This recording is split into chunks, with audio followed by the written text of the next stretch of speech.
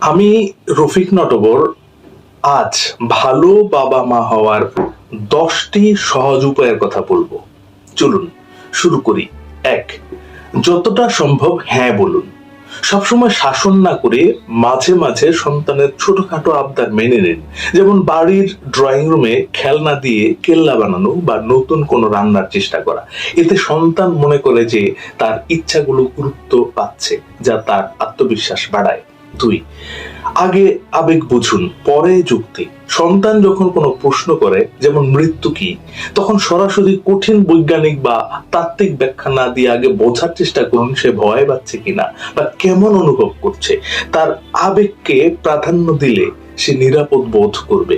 3, সন্তানের মতো করে ভাবুন, সন্তানের মতো করে তার সঙ্গে খেলুন। মাটিতে বসে কোনো নিয়ম ছাড়াই তার সাথে খেলুন। খেলার সময় সন্তানকে বস হতে দিন। এতে আমাদের বন্ধুত্বের দৃঢ়তা আরো বৃদ্ধি পায়। 4, হাস্যরসের ব্যবহার। হালকা হাসি তামাশা ঘরের পরিবেশকে সহজ ও আনন্দময় করে তোলে।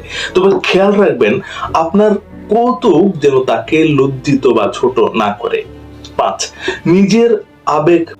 আপনি যখন আপনার নিজের আনন্দ বা দুঃখের কথা সন্তানের কাছে শেয়ার করেন, তখন সেও শিখতে পারে কিভাবে নিজের আবেগ প্রকাশ করতে হয়। এটি তার মানসিক বুদ্ধিমত্তা বা ইকিউ বাড়াতে সাহায্য করে।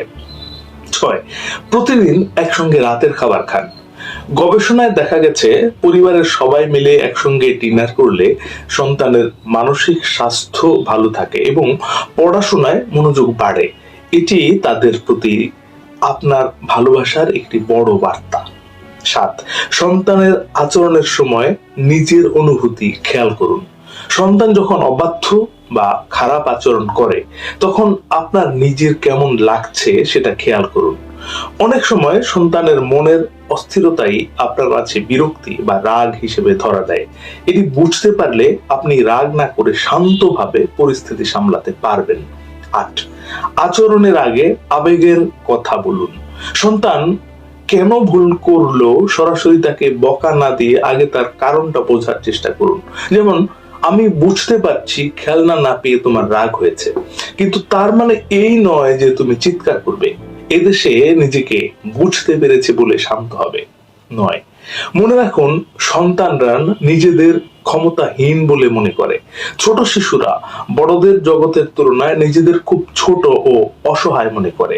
এই অসহায়ত্ব থেকেই তাদের জেদ বা রাগ তৈরি হয়। এই বিষয়টি মাথায় রাখলে আপনি আরো সহমর্মী হতে পারবেন। 10, ভুল করলে সংশোধন করুন। আমরা কেউই নিখুঁত বাবা মা নই। ভুল করে বাচ্চার উপর চিৎকার করে ফেললে পরে তার কাছে গিয়ে দুঃখ প্রকাশ করুন। তাকে বুঝিয়ে বলুন যে আপনার রাগের মানে এই নয় যে আপনি তাকে ভালোবাসেন না। কিভাবে আপনি নিজেকে বদলানোর চেষ্টা করছেন সেটাও তাকে জানান। নিখুঁত বাবা মা হওয়ার যথেষ্ট ভালো, গুড এনাফ বাবা মা হওয়াই যথেষ্ট। সন্তানকে ভালোবাসা এবং তার আবেগকে বুঝতে পারাই আসল কাজ।